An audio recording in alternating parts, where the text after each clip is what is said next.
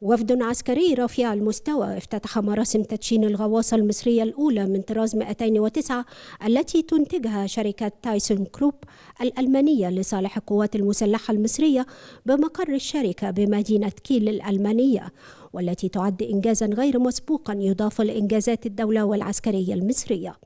هو يوم فخر لينا طبعا ولمصر والقوات البحرية والقوات المسلحة بالكامل. احنا سعداء بالتكنولوجيا الحديثة اللي موجودة في الغواصة دي.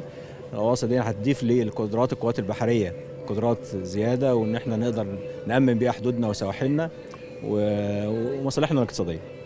هو بالفعل موجودين دلوقتي في ضباط وصف ضباط موجودين بيتدربوا، وكان في ضباط موجودين للانسبكشن على الغواصه او التفتيش على الغواصه يعني، وبعد كده هتوالى الاطقم تيجي للتدريب على الغواصه ويطلعوا بيها البحر قبل مغادرتها لجمهوريه مصر العربيه ان شاء الله بالطاقم المصري باذن الله ورفع العلم المصري.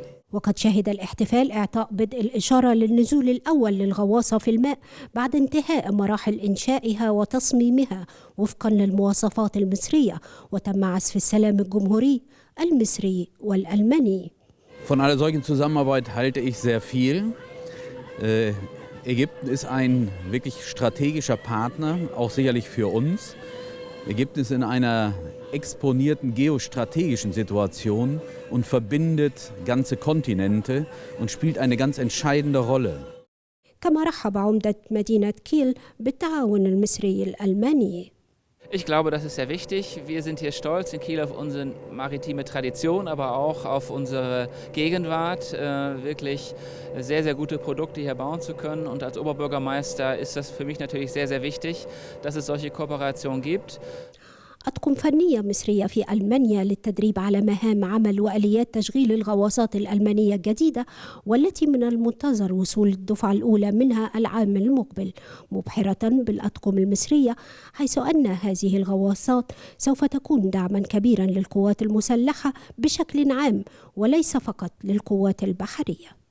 مصر تدشن استلام أول غواصة مصرية من أصل 4 غواصات تنضم البحرية المصرية من أجل تعزيز قواتنا البحرية وإحكام السيادة المصرية على مياهنا الإقليمية. إيمان البكري، قناة النيل، كيل. مصر تدشن استلام أول غواصة من أصل 4 غواصات تنضم للبحرية المصرية من أجل تعزيز قواتنا البحرية وإحكام السيادة المصرية على مياهنا الإقليمية.